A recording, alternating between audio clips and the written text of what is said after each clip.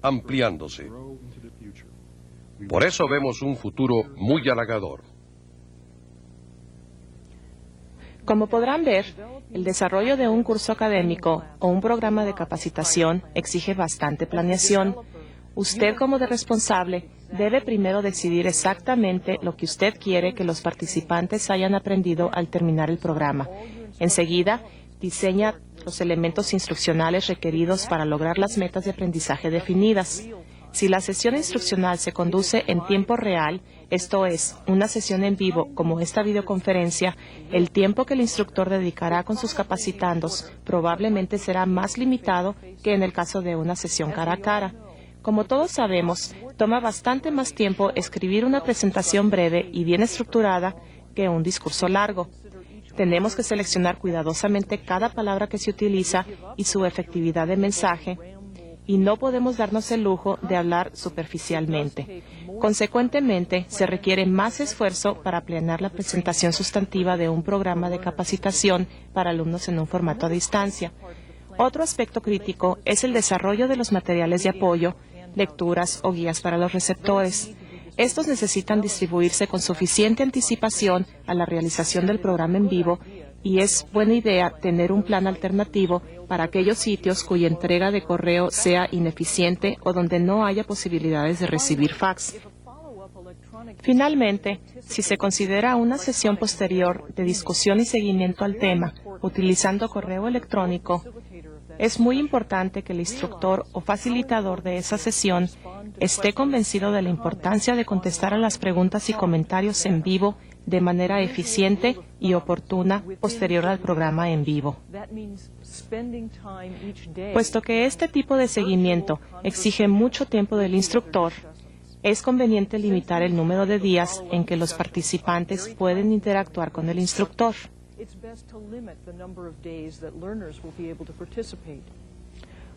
Limitando las discusiones posteriores a unas semanas después de la sesión de capacitación parece dar buenos resultados a todos los participantes. Como veremos en unos minutos, este tipo de enlace vía computadora parece muy eficiente en una amplia gama de temarios para alumnos con diversos niveles académicos. Permítanme compartir otro ejemplo de un sistema que ha integrado todos estos elementos para poder atender varias zonas rurales de California.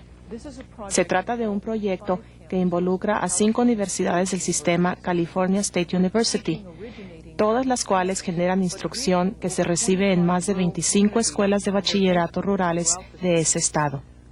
Aquí se utilizan clases pregrabadas, diversos materiales impresos, conferencias vía telefónica calendarizadas en fechas claves para discusión y diálogo, y correo electrónico donde las líneas telefónicas lo permiten. Aunque este ejemplo es de cursos universitarios que reciben alumnos avanzados de bachillerato, los mismos medios electrónicos pueden utilizarse para la capacitación de personal en empresas distribuidas en diversos sitios geográficos. Ahora es su turno. Tengo mucho interés de escuchar sus preguntas sobre estos conceptos y con gusto les daré más detalles de los ejemplos que acabo de presentar. Comenzamos con la primera sesión demostrativa de preguntas y respuestas. Trataremos de contestar al mayor número de preguntas, pero por favor sean breves y hagan una pregunta por llamada.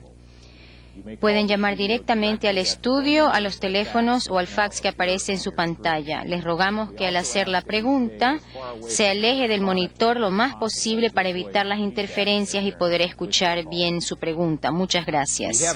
Ahora tenemos una pregunta que nos ha venido por fax de la Universidad Tecnológica de Panamá. La pregunta es, ¿qué beneficios directos pueden obtener los países en vías de desarrollo a través de los módulos educacionales impartidos a distancia?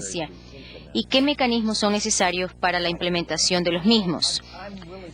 Bueno, realmente me complace saber que hay alguien que me está viendo realmente. Esta es la primera prueba real de que nos están escuchando, ¿verdad? Esa es una pregunta excelente. Creo que el tema más importante que ya he mencionado es la noción de llegar a la gente que de otra manera nunca tendría oportunidad de tener acceso a materiales de aprendizaje de alta calidad, y no puedo decir que hay mayor beneficio que ese realmente. En cuanto a los mecanismos, pienso que lo primero y crucial es tener equipos de personas que sean expertas y que sean las que organicen este proyecto. Lo llamo un proyecto porque realmente se convierte en un proyecto. Es decir, que organicen los materiales, la tecnología, que organicen las formas en que los estudiantes van a tener el apoyo y luego entonces tratar sobre la tecnología. Y en materia de tecnología, como les había dicho, se puede abordar el asunto de varias maneras, tal vez con material impreso, tal vez con componentes audios, tal vez con enlaces computarizados o redes, o tal vez sistemas de computación que son independientes. Y luego también tenemos los videos y la televisión como lo que estamos usando hoy día. John, ¿alguna otra observación? Sí. Hace algunos años yo participé en un proyecto de educación a distancia en sectores rurales de África, en países en vías de desarrollo en África.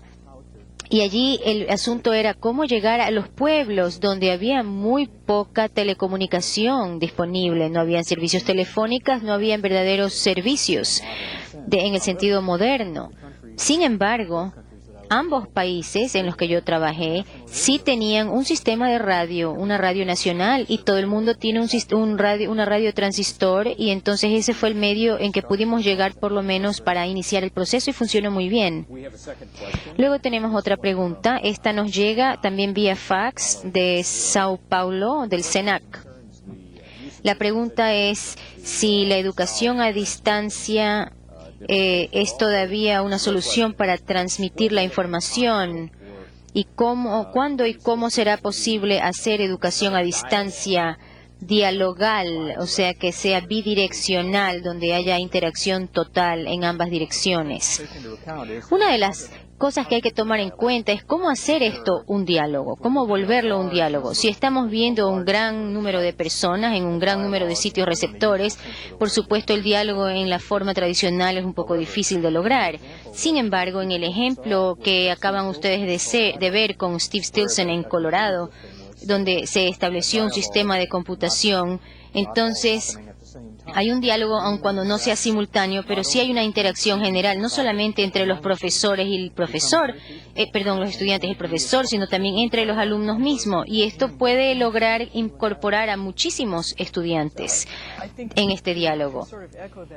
Yo quiero hacer eco de estas palabras. Si consideramos, por ejemplo, el ejemplo que les he dado, entiendo que probablemente hay unos 90 lugares, sitios receptores en este momento, en esta actividad que estamos llevando a cabo ahora, ¿verdad? Y sería un poco difícil manejar un diálogo bidireccional hoy día mismo. Sin embargo, sí hay redes y sistemas que están diseñados y que están en práctica ahora y que le permiten precisamente hacer eso. Tal vez no con esta misma eficacia para un grupo tan grande como el nuestro ahora, pero en grupos donde hayan unos 12 lugares simultáneamente, tal vez sí se puede interactuar a la vez. Y el mecanismo que lo permite sería cambiar la naturaleza de la señal técnica y hacer que ésta esté disponible tal vez en una área menor a través de una línea telefónica, porque es de esta manera menos costoso que tener la señal de altísima calidad. Venimos ahora con una pregunta de la Facultad de Veterinaria de México. La pregunta se refiere a la modificación de la... Vamos a ver, dice, ¿de qué manera la incorporación de nuevas tecnologías modifica las formas de expresión del conocimiento? Si hay que hacer un nuevo currículum. Yo diría de que hay que preguntarse primero qué es lo que hay que aprender. La educación a distancia sugiere una serie de formas para entregar este pensum, este programa de estudio. Yo diría que no hay que cambiar el currículum, sino tal vez la pedagogía. Y bueno, estoy en desacuerdo con usted, perdone, pero el comentario que hago es que, hablando de pedagogía, la pedagogía misma, es necesario tomar en cuenta en qué tipos de actividades pueden participar los estudiantes para que puedan hacerlo sin necesidad de la presencia del profesor y poder de todas maneras entrar en la gran gama de materiales que dispone el estudiante, para que a veces el estudiante a veces aproveche esta interacción en tiempo que se llama no real o interacción no real, como por ejemplo con la conferencia vía computadora. y para que pueda lograr cosas que no necesariamente requiera del costo más alto. Ahora tenemos un fax del Instituto Tecnológico en Tepic. Bienvenidos, Tepic. La pregunta tiene que ver es cuando los estudiantes, los grupos de los estudiantes están muy distantes del profesor, ¿no se sienten acaso aislados? ¿Hay alguna dimensión psicológica? Hay una dimensión psicológica que tiene implicaciones y componentes muy interesantes. Una de las cosas es que la gente a menudo encuentra que se vuelven y se convierten en una comunidad autocontenida, ellos mismos, independiente, y que ellos pueden interactuar entre sí y apoyarse mutuamente, y tienen una forma común de abordar o de relacionarse con la institución o con el instructor. Y una de las cosas que se convierte en un hecho en este tipo de programas es precisamente que la interacción entre los estudiantes y luego entre los estudiantes y el instructor a veces asume una característica un poco más rica que en un aula tradicional. Y creo que una de las ventajas de muchas técnicas es que los estudiantes en sí mismos se convierten en una comunidad de aprendizaje muy útil. En el segundo módulo voy a entrar un poco en este tema, pero debo advertir que es necesario tener presente que está cambiando la forma en que los estudiantes pueden interactuar entre sí, y esto tiene que ver con, y esto le compete al grupo que organiza esto, a este equipo que está organizando el programa, y ellos tienen la responsabilidad de ayudar al estudiante a entender cómo es que ellos pueden establecer este tipo de comunidad de apoyo independiente, y que esta comunidad puede tomar la forma no necesariamente de que ellos se enfrenten cara a cara, sino que ellos tengan acceso entre sí a través de otros mecanismos, como por ejemplo el correo, conferencias por computadora o líneas telefónicas u otros medios. Pero básicamente el grupo que organiza es el que tiene que facilitar esto para que los estudiantes entiendan cómo se pueden organizar ellos y hacerlo. Y entonces los estudiantes reaccionan y responden, y se convierte entonces en una comunidad muy rica de mucho apoyo para sus propios miembros. Ahora tenemos una llamada que nos llega de Tepic. Bienvenido, Tepic. ¿Cuál es su pregunta? Bien, mire, bueno, hablo de aquí de Tepic, Nayarit, el ingeniero Arambul. Mi pregunta es muy directa para la doctora Seiji Johnston. Es la siguiente: ¿considera los medios electrónicos que podrían desplazar al catedrático por su eficiencia y calidad?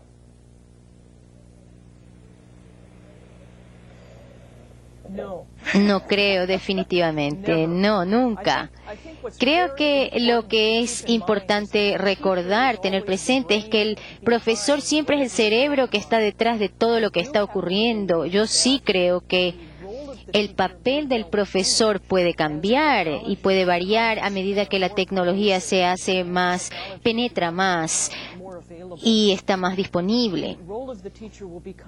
El papel del profesor será menos, tal vez, les voy a tomar un término o un ejemplo de una universidad típica. Por ejemplo, ya no será el hecho de que el profesor venga a una sala de conferencias y dé una charla, una conferencia magistral a un grupo de estudiantes de un semestre a otro y año tras año. Ahora tal vez la oportunidad, el profesor tendrá oportunidad de ver cómo quiere que estos alumnos aprendan, y tal vez ese profesor lo que hará es tal vez grabar su conferencia en video para que no tenga que repetirlo una y otra vez, o tal vez puede elegir organizar ciertos módulos de aprendizaje para los estudiantes para que se vaya alentando a los estudiantes a trabajar independientemente y a que utilicen el tiempo con el profesor como un tiempo muy precioso, muy especial, y más bien tal vez siguiendo el antiguo modelo de enseñanza griega, ¿no? El método socrático, donde el estudiante realmente está suscitando el conocimiento del educando y guiándolo. Así que no creo que el profesor jamás desaparezca, pero es probable que el papel cambie y sea mucho más interesante el papel del profesor de ahora en adelante. Ahora nos llega una llamada de México, de la Comisión Federal de Electricidad de Atoyac. Bienvenidos. La pregunta, por favor. Gracias.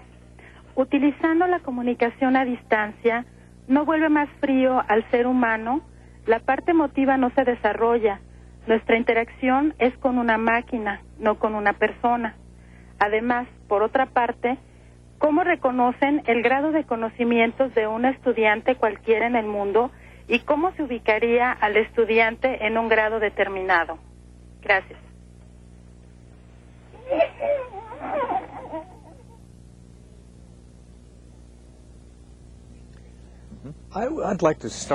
Me gustaría contestar esa pregunta. El hecho es que la experiencia general que ha tenido la gente que ha estado participando en este tipo de educación no ha sido que la situación se convierta algo menos o más impersonal. No, lo que más bien ocurre es que la tecnología tiende a facilitar una interacción personal. Y esto se ve cuando podemos vernos o cuando interactuamos a través de computadora o de otro medio. La relación particularmente entre el estudiante y el profesor o entre los estudiantes del grupo tiende a volverse bastante personal. Y creo yo que la experiencia que hemos tenido en general es que parece, cuando se habla abstractamente, que sí, ese podría ser el caso, como si la tecnología de alguna manera enfría o despersonaliza el programa. Pero en cambio, cuando uno lo utiliza, se da cuenta de que no es así, de que es todo lo contrario, de que realmente nos podemos comunicar bastante bien. Quiero aprovechar esta oportunidad para decir que es la primera vez que realmente estoy en desacuerdo con usted un poquito, aunque sea un poquito. Bueno, yo sugiero que todo lo que ha dicho John realmente es así, es muy cierto y tenemos muchas pruebas y mucha experiencia al respecto que comprueba esto, pero también tenemos algunas excepciones. Por ejemplo, este ambiente en el que estamos ahora sí es una excepción. Nosotros le pedimos a ustedes que hagan una pregunta o que hagan sus comentarios más bien breves para que puedan otras personas también tener la oportunidad de hacer preguntas y participar. Y en ese caso sí se vuelve un poquito menos personal. Sin embargo, yo les digo que si todos ustedes estuvieran aquí en San Diego en este instante, número uno, tal vez no entraríamos en esta sala donde estamos nosotros, pero si pudiéramos encontrar un espacio en el campus de esta universidad lo suficientemente grande como para dar cabida a todos ustedes a la vez, sería igualmente impersonal, tanto como esta misma situación que estamos teniendo ahora. Y asimismo, cuando hay muchas personas y hay unos pocos expertos, obligadamente tenemos que limitar el tiempo que una persona tiene para interactuar con el grupo tiene con esa persona del profesor. Así que en ese caso tenemos que también traducir esto al ambiente tecnológico y que cuando diseñemos ese ambiente tecnológico que imite ese ambiente cara a cara, tampoco podemos esperar más que la realidad. Esta pregunta nos llega de Puerto Vallarta, Jalisco, México. Sí, buenos días. Mire, mi pregunta es la siguiente. ¿Cómo se rompe la barrera de idiomas por medio de redes de cómputo, para poder efectuar la comunicación entre instructor y alumno a nivel mundial en enseñanza interactiva y poder tener una mayor eficiencia en la comunicación? ¿Sí?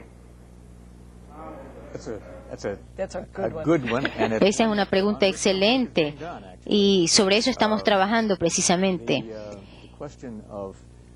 La pregunta, el tema del idioma, por supuesto, es un tema con el que estamos bregando ahora mismo, ¿verdad? Tenemos intérprete y cuando tenemos una red de computadora, esto es un poco más manejable desde el punto de vista, primero, mi español es muy malo, pero si yo escribo, tal vez me sale un poco mejor. En segundo lugar, tenemos algunos programas de traducción que empiezan a ser bastante eficaces. Y cuando se hace una presentación multilingüe por computadora, ya es más factible que hacerlo de la forma que lo estamos haciendo en este instante. Ahora tenemos una llamada que nos llega de Tijuana, la Universidad Iberoamericana. Bienvenida a la pregunta. ¿Es posible cursar una carrera universitaria vía comunicación a distancia? ¿Hay alguna experiencia en el área de salud?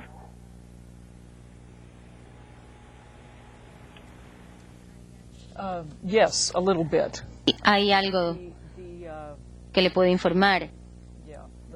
A ver, si observamos a las profesiones sobre la salud, y la información que tengo ahora es que por lo general se hace en forma de un entrenamiento no tan original y primario, sino más bien en entrenamiento, capacitación continua de mejorar las destrezas y las técnicas. Yo sé que hay una serie de instituciones en Estados Unidos que están ofreciendo a las personas que tienen un diploma de 2 años en enfermería, por ejemplo, la oportunidad de completar los estudios para obtener un título de bachillerato, o sea, de 4 años de universidad. Y los hospitales y las instalaciones médicas ofrecen sus locales y utilizan ciertas transmisiones vía satélite y material impreso y también enlaces audio para poder ayudar a estas personas, a estos estudiantes de enfermería que ya están trabajando en hospitales, para que ellos puedan mejorar y continuar su educación. John, ¿tiene algún otro comentario? La tecnología a veces se utiliza para apoyar a las profesiones de la salud en otras formas, por ejemplo, la teleradiología y la transmisión de radiografías, rayos X, etcétera, por medios electrónicos. Bueno, eso no responde directamente a su pregunta con relación a la educación a distancia, pero esas técnicas sí pueden ser utilizadas para ayudar a mejorar las técnicas que ya tiene una persona. Capacitación continua. También hay una bibliografía en la cual nosotros hemos trabajado conjuntamente, John y yo, donde se indica dentro de la rama de la educación, de la profesión médica, cómo se ha utilizado las telecomunicaciones para este tipo de actividades. Si necesita más información, le podemos poner a su disposición esta bibliografía y esta información. Llamada de México. A ver, la pregunta, por favor, del Estado de México, la Universidad Tecnológica. La pregunta, por favor. En relación a los cursos de educación de educación a distancia que se están apoyando en el uso de las facilidades de Internet, ¿tiene alguna idea de cuál es el costo total final para el estudiante por curso? Y en su caso, ¿cuál sería el costo y una idea aproximada de cuál sería el costo de estructurar un curso de esta naturaleza?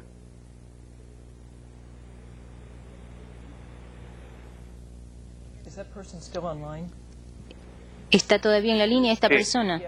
Sí, quiero que aclare la pregunta, por favor. Sí, la idea es cuánto cuesta para el estudiante aproximadamente un curso de educación continua cuando usa este tipo de esquema donde se aprovecha Internet y las facilidades de educación a distancia. Afortunada o desafortunadamente no hay un costo fijo y es necesario ver cuáles son las cosas específicas para entender esto. Si se trata de un estudiante que está en una gran ciudad y tiene acceso directo, por ejemplo, a una biblioteca donde él o ella pueden ir para entrar directamente a la Internet, entonces esa parte ya está cubierta. Pero si la persona está en un ambiente un poco más rural, donde él o ella deben de alguna manera tener acceso a una línea telefónica de cierta calidad un poco superior, ¿no?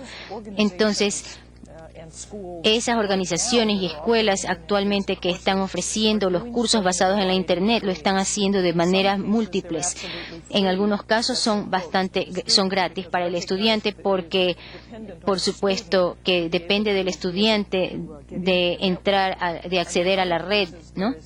Y en otros casos, en cambio, la institución cobra un cargo para que los estudiantes puedan recibir crédito por eso, y este crédito al final va a darles algún tipo de certificación. Y esto, por lo general, equivale a lo que la universidad cobra al estudiante por cursos tradicionales, ¿no? Como gastos de escolaridad normal. No podría hacer más específica la respuesta, pero a ver, vamos a ver. El costo del Internet tiende a no ser un costo para el individuo. Es difícil decir lo que sería en cada situación en particular. La institución controla mucho más que la red. La red no hay quien la controle realmente. Ahora nos llega una pregunta de Panamá. Buenas. Hablamos de la Universidad Tecnológica de Panamá. La pregunta es la siguiente. ¿En qué forma han medido la efectividad de los programas de educación a distancia que ustedes han desarrollado? Go ahead, John. Muy buena pregunta. El control de calidad es el tema favorito de mucha gente y una de las cosas que hay que hacer es reconocer cómo medimos la eficacia de cualquier curso, no solamente de un curso de educación a distancia, sino cualquier curso. Y tradicionalmente hay varias formas. En las universidades tenemos arreglos para tener unas organizaciones que juzgan la valía profesional o los programas de estudios de una institución educativa. En la educación a distancia hay el asunto de si es que los cursos que se ofrecen a distancia son equivalentes académicamente a los que se ofrecen en una situación convencional. Y hasta ahora, en los últimos 30 años, hay consenso de que el medio no importa, es la calidad de la instrucción la que importa. Un buen curso o un mal curso se puede ofrecer de cualquier manera, con cualquier tipo de tecnología, sin necesidad de que haya tiza y pizarrón. Hay cursos que se ofrecen por medio de tecnología, como por ejemplo esta, o computadoras, o cualquier otro medio. Son rigurosos académicamente y muy adecuados para el pensum, para el programa de estudio. Y eso lo tiene que evaluar los instructores y el equipo de gente que trabaja en esos programas. Tenemos también, para hacer eco de estas palabras, otra vez, es necesario observar mucho estas cuestiones para ver cuáles son las formas adecuadas de medir la calidad de un programa de educación a distancia. Y hemos logrado una serie de formas de medir que son incluso más estrictas que las que aplicamos para ambientes cara a cara o de presencia. Es, por ejemplo, averiguar si es necesario ver, por ejemplo, a ver si es que los estudiantes han sido preparados a distancia adecuadamente como prerequisito para ingresar en otro curso más avanzado. O, por ejemplo, hay que ver si es que otra forma de medir es si es que el alumno puede realizar ciertas tareas y si entonces el curso a distancia lo preparó adecuadamente para ellas. Otra cosa que ha mencionado John es la noción de las instituciones de acreditación que certifican y que supervigilan. En Estados Unidos, por ejemplo, hay esta tradición de que las instituciones educativas se someten a una serie de procesos de evaluación por parte de profesionales, de colegas que vienen a observar y pueden dar fe de que los métodos de educación y la calidad de los programas de estudios se conforman a ciertas normas. Actualmente eso no existe para la educación a distancia, pero tenemos un proyecto que lo está auspiciando el gobierno federal, es decir, desarrollar la guía, los lineamientos que se puedan aplicar para la educación a distancia, y hay muy poca diferencia porque hay que ver si los estudiantes tienen el apoyo, si los profesores lo tienen. Hay ciertas medidas acerca de los resultados para ver si los alumnos realmente, una vez que han completado esos programas, si tienen la capacidad real de trabajar en esas ramas. Y luego tenemos también los demás niveles que van más allá de lo que las instituciones han ofrecido. Luego esta pregunta nos llega de Ciudad Victoria, Tamaulipas. Licenciada Esperanza Sida, ¿dónde queda la parte de la formación y de valores en este tipo de educación?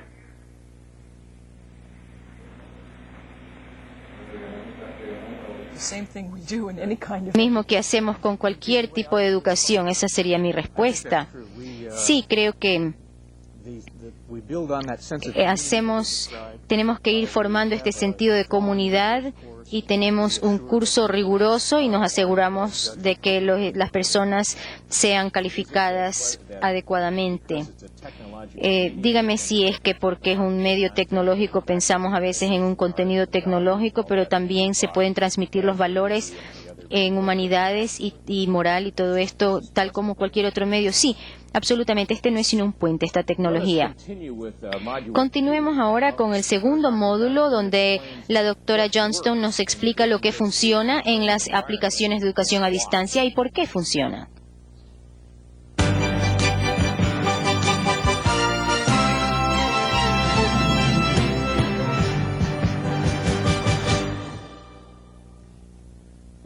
Permítanme hablarles un poco sobre las tecnologías de aprendizaje a distancia en el contexto de las empresas en Estados Unidos. Diversas corporaciones cuentan ya con redes de capacitación basadas en medios electrónicos. Por ejemplo, las empresas de alta tecnología Sun Microsystems, inventora de las estaciones de trabajo, Bay Networks, proveedora de productos para redes de cómputo, Apple Computer con la red Apple TV,